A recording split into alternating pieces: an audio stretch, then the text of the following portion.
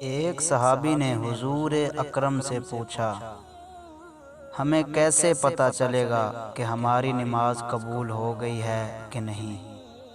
آپ نے فرمایا، جب تمہاری اگلی نماز پڑھنے کا دل کرے تو سمجھ لو کہ تمہاری پچھلی نماز قبول ہو گئی۔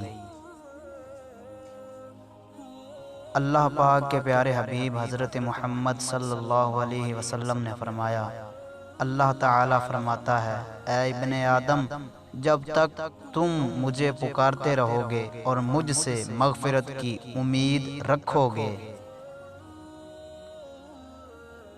تو میں تمہیں معاف کرتا رہوں گا۔